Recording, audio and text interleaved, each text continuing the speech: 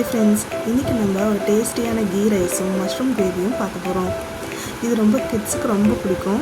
வாங்க இது எப்படி செய்யலான்றதை பார்க்கலாம். ஃபஸ்ட்டு ஒரு பேனில் 2 டேபிள் ஸ்பூன் கீ ஆட் பண்ணிக்கோங்க.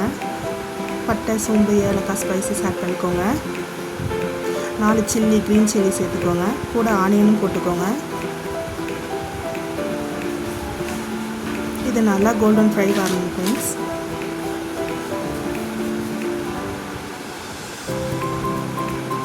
கூட ஒரு முந்திரி பருப்பு சேர்த்துக்கோங்க.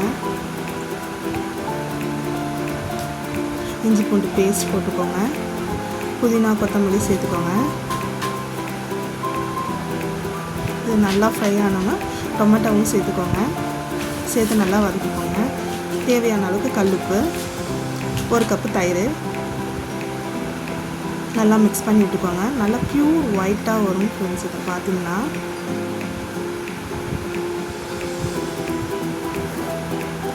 ஒரு 2 மினிட்ஸ் நல்லா பாயில் ஆகட்டும். தேவையான அளவுக்கு தண்ணி ஊற்றிக்கோங்க.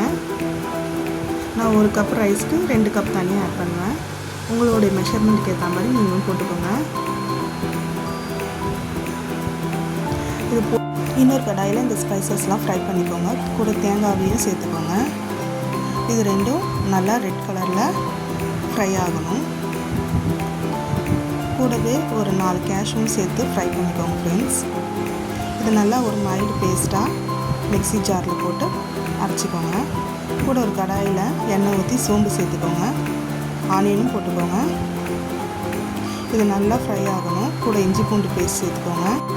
ஆனியன் நல்லா ஃப்ரை ஆனோடனே தக்காளி போட்டுக்கோங்க. நல்லா வதக்கிக்கோங்க ஃப்ரெண்ட்ஸ். நல்லா வதக்கிக்கோங்க ஃப்ரெண்ட்ஸ். கூட கொஞ்சம் கல்லுப்பு சேர்த்துக்கோங்க. அப்போ சீக்கிரம் வதங்கிடும். நான் இதில் வீட்டு மிளகாத்தூள், மஞ்சத்தூள், கரம் மசாலா சேர்க்க போகிறேன். கூட ஆட் பண்ணிக்கோங்க. இது நல்லா மிளகாத்தூள் வாசனை போகிற அளவுக்கு நல்லா வதக்கிக்கோங்க. கூடவே மஷ்ரூம் 4 ஸ்லைஸ் பண்ணது அதையும் சேர்த்துக்கோங்க. தேவையான அளவுக்கு தண்ணி விட்டுக்கோங்க. இந்த மஷ்ரூம் 5 to 10 மினிட்ஸ் வரையும் நல்லா வேகணும்.